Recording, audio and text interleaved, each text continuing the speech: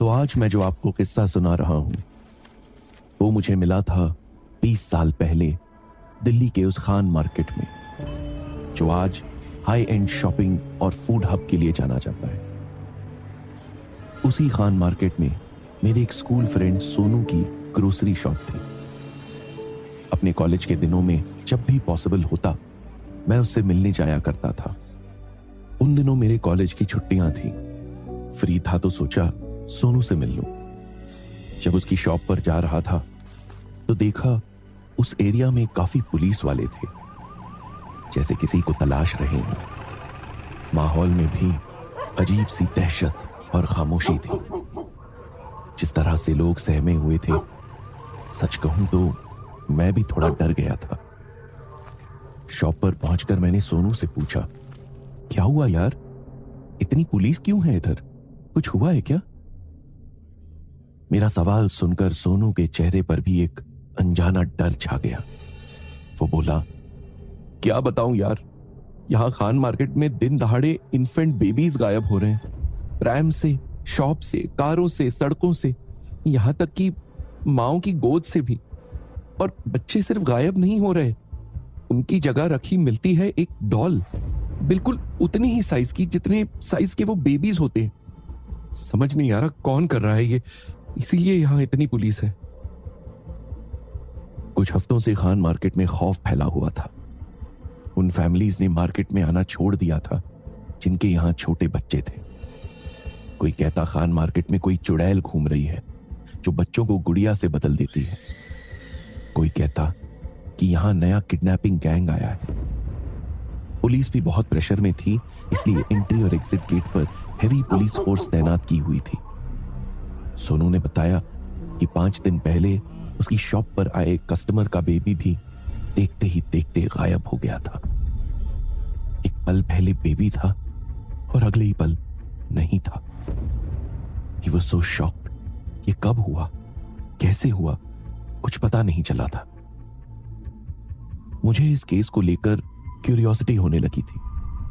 क्योंकि मेरे कॉलेज की छुट्टियां चल रही थी, मैं अक्सर उसकी शॉप पर जाकर बैठने लगा था कि शायद मुझे ही कोई क्लू मिल जाए।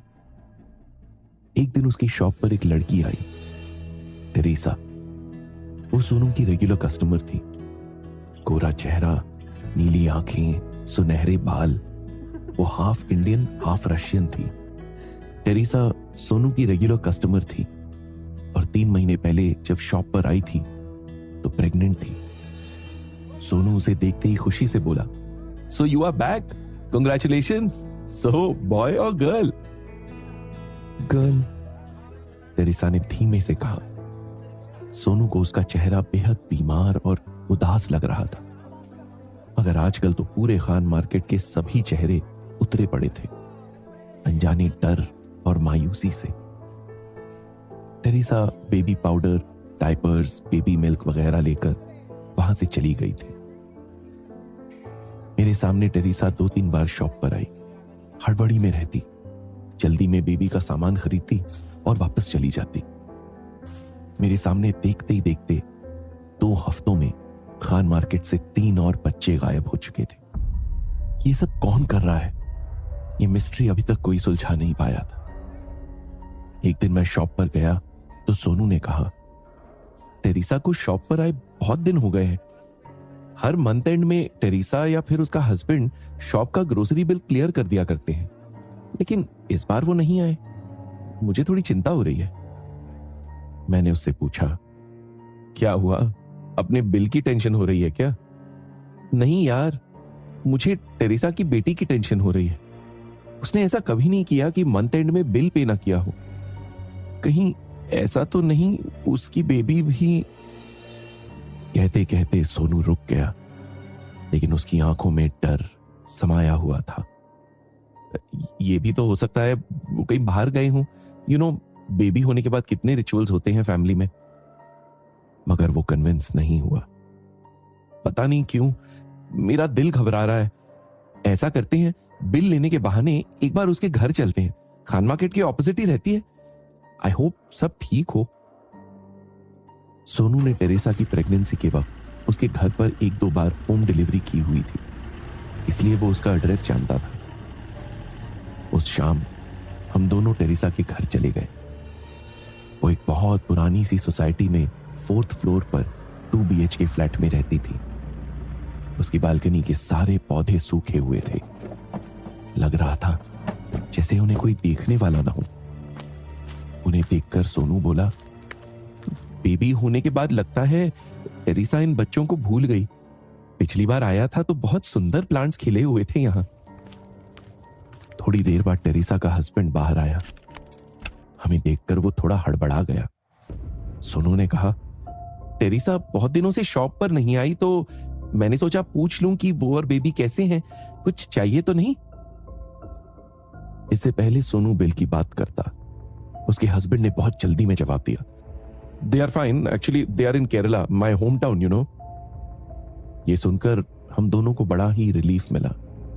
सोनू ने टेरेसा के हस्बैंड से कहा, एक्चुअली टेरेसा डिलीवरी के बाद जितनी बार शॉप पर आई है उसने बिल पे नहीं किए। कह रही थी अगले महीने एक साथ दे देगी, शायद केरला जाने से पहले भूल गई होगी। सोनू की बात सुनकर टेरेसा के हस्बैंड के फेस पर ऐसे एक्सप्रेशन आए जैसे उसने कोई अनएक्सपेक्टेड बात सुनी हो। वो बड़ा रूडली बोला, what are you talking about? Teresa कब से मेरे होम टाउन में ही है, उसकी डिलीवरी वहीं हुई है।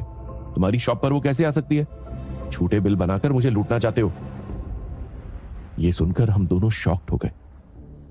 हमने उसको बार बार एक्सप्लेन किया कि टेरेसा शॉप पर आती थी, बेबी के लिए मिल्क पाउडर, डायपर, क्रीम वगैरह लिया करती थी, मगर उसका हस्बैंड मानने को तैयार ही नहीं था। वो हमसे झगड़ने लगा था। चल यार, यहां कोई सीन क्रिएट नहीं करते। सोनू मुझे खींचकर वापस ले आया। हमने उस सोसाइटी के वॉचमैन से भी टेरेसा के बारे में पूछा तो उसने कहा, टेरेसा मैडम प्रेग्नेंट थी, ये तो मुझे पता है, मगर मैंने उन्हें 3-4 महीनों से इस सोसाइटी में नहीं देखा। शायद अपने मां के घर गई है डिलीवरी के लिए। वॉचमैन की बात सुनकर एक बात तो क्लियर थी कि उसका हस्बैंड सही कह रहा था। टेरेसा अब उसके साथ नहीं रहती थी, तो क्या वो हस्बैंड से सेपरेट रहने लगी थी? हो सकता है उनमें झगड़ा हो गया हो और वो इस बारे में किसी को बताना ना चाहते हो। हमें कुछ समझ नहीं आ रहा था। What choice did we really have? Bill वाली बात हम थोड़े दिनों के लिए भूल गए थे, और फिर एक दिन टेरेसा शॉप पर वापस आई। सोनू, मुझे बेबी मिल्क पाउडर देना।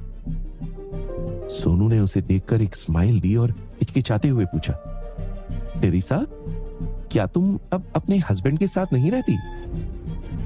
ये सवाल सुनकर टेरेसा का चेहरा सफेद पड़ गया। वो घबरा गई। इट्स ओके टेरेसा, एक्चुअली तुम काफी दिनों से आई नहीं थी और बिल भी पेंडिंग थे, तो मैं तुम्हारे घर चला गया था। तब तुम्हारे हस्बैंड ने तुम्हारे केरला जाने की कहानी सुनाई, मगर मुझे पता नहीं था तुम यहीं दिल्ली में हो। सोनू ने उसे बताया तो वो बोली, मैं तुम्हारी बिल पे कर दूंगी सोनू, तुम वापस उस घर में मत जाना।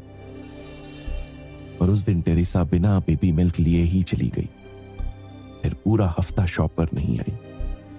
सोनू को लगा शायद वो उसकी बात का बुरा मान गई है, मगर फिर हमें एक शॉकिंग बात पता चली जो पुलिस सोर्सेज से बाहर आई थी कि किडनैप बेबीज की जगह जो डॉल्स रखी जाती थी वो खान मार्केट की ही एक टॉय शॉप से खरीदी गई थी, और उन्हें खरीदने वाली और कोई नहीं, टेरेसा ही थी। और टेरेसा ने वहां भी बिल पे नहीं किए थे। यह सुनकर तो सोनू और मेरा दिमाग घूम गया। We were terribly shocked. बच्चों की किडनैपिंग में टेरेसा का हाथ है। ये हमें पुलिस को बताना ही होगा कि टेरेसा हमारी शॉप से भी बिना बिल पे किए काफी बेबी प्रोडक्ट्स लेकर गई है। वो जरूर कहीं आसपास ही रहती है, सोनू ने कहा, और हमने इमीडिएटली पुलिस को टेरेसा के बारे में बता दिया।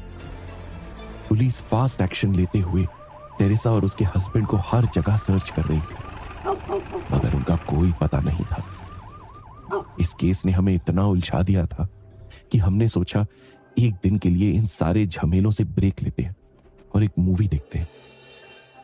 हमने खान मार्केट में ही एक लेट नाइट मूवी शो देखा। उसके बाद तकरीबन रात को 1 बजे जब हम घर लौट रहे थे तो सोनू को स्ट्रीट लाइट की धीमी रोशनी और धुंध में कोई दिखा। वो एक लड़की थी जो कुछ कुछ टेरेसा जैसी दिख रही थी। उसकी चाल कुछ अलग थी, किसी प्रेग्नेंट वुमन की तरह। उसका तो बेबी बम्प भी था। वो खान मार्केट सेमेट्री के पीछे जा रही थी। सोनू बोला, यार दिखने में तो ये टेरेसा ही लग रही है, मगर उसकी डिलीवरी तो हो चुकी है, फिर ये बेबी बम्प और इतनी रात को ये यहां क्या कर रही है? सच जानने के लिए हमने उसका पीछा किया। वो बहुत ही बेकार जगह थी, जिसे ऑटो शॉप्स वालों ने डंपिंग ग्राउंड बनाया हुआ था। वो लड़की स्क्रैप के ढेर के पीछे गई और हमारे देखते ही देखते न जाने कहां गायब हो गई। हम दौड़कर उस जगह पर गए, मगर वो कहीं नजर नहीं आई।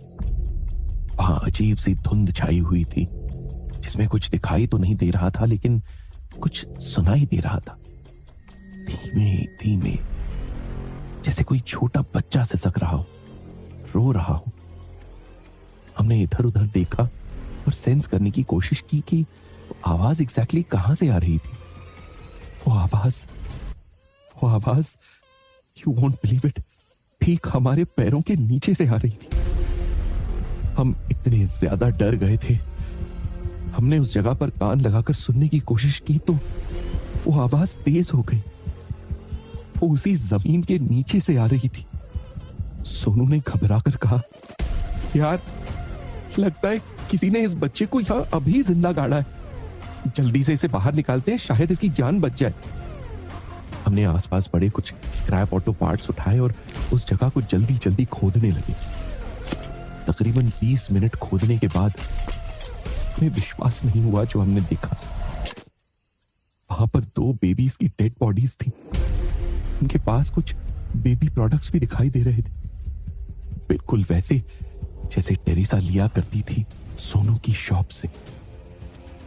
हम दोनों बेहद घबरा गए, समझ नहीं आ रहा था क्या करें।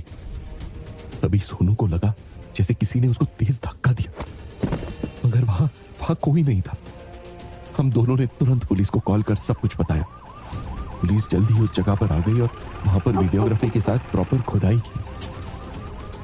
उस खुदाई में धीरे धीरे वहां से जो कुछ निकलता जा रहा था वो बेहद दर्दनाक था। खान मार्केट से गायब हुए सभी बच्चों की डेड बॉडीज और उनके पास रखे गए बेबी प्रोडक्ट्स। थोड़ा और खोदने के बाद फिर जो निकला उसे देखकर तो हमारे होश उड़ गए। वहां एक बहुत ही छोटा सा बच्चा, जैसे एक प्रीमेच्योर बेबी, उल्टा लेटा हुआ था एक सड़ी गली डेड बॉडी पर। और वो डेड बॉडी वो टेरेसा की थी और उसने अपनी बाहों में कस के जकड़ रखा था उस छोटे से बच्चे की बॉडी को। टेरेसा की डेड बॉडी की जब पोस्टमार्टम रिपोर्ट आई तो हम शॉक्ड रह गए। अकॉर्डिंग टू द रिपोर्ट उसकी मौत तो 4 महीने पहले हो चुकी थी। तो फिर वो कौन थी जो शॉप में आया करती थी? वो टेरेसा की हमशक्ल थी या खुद टेरेसा? यही सब सोच सोच कर हमारी जान निकली जा रही थी। पुलिस ने फाइनली टेरेसा के हस्बैंड को गुड़गांव से अरेस्ट कर लिया।